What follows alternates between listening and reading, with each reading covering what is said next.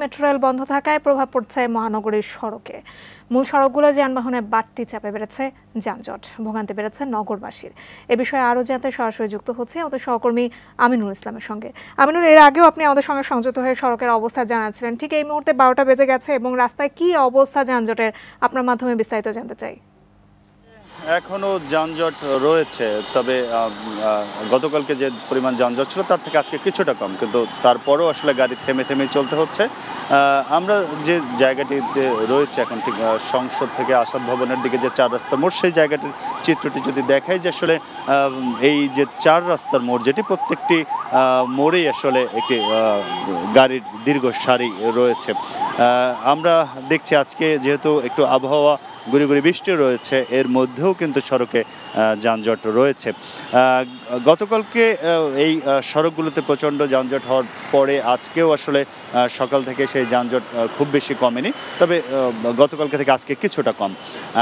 যেহেতু গতকাল থেকে সকল শিক্ষা প্রতিষ্ঠান খুলে দেওয়া হয়েছে, তার ফলে আসলে শিক্ষা প্রতিষ্ঠানের শিক্ষার্থীদের যাতায়াত এবং একই সঙ্গে সকল অফিস আদালত খুলে যাওয়াতে সকলের যে কাজকর্মগুলো অনেকেরই আটকে ছিল, সেগুলো নিয়ে সবাই আসলে বের হওয়ার কারণে সড়কে বাড়তি চাপ যুক্ত হয়েছে। আর যে মানুষগুলো আসলে মেট্রো রেলে চলাচল করতো, তাদেরকেও যেহেতু এখন সড়কের উপর নির্ভর করতে হচ্ছে, সে কারণে যানজটের পরিমাণ কিছুটা বেশি।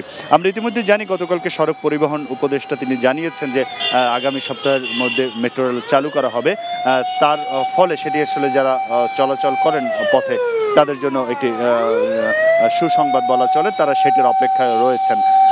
আর এই যে যানজটের আসলে বেশ কিছু কারণ রয়েছে, যেটা আগেই বললাম, শিক্ষা প্রতিষ্ঠান খোলা হয়েছে, মানুষের কাজকর্ম নিয়ে বের হচ্ছেন, এর সাথে যুক্ত হয়েছে বিভিন্ন জায়গায় মানুষের দাবি দেওয়া নিয়েও তারা অনেক জায়গায় সড়কে অর্থাৎ রাস্তার পাশে অবস্থান নিয়েছেন, অনেক জায়গায় প্রতিবাদ কর্মসূচি, সেগুলোর কারণে আসলে কিছুটা যানজটের প্রভাব পড়ছে।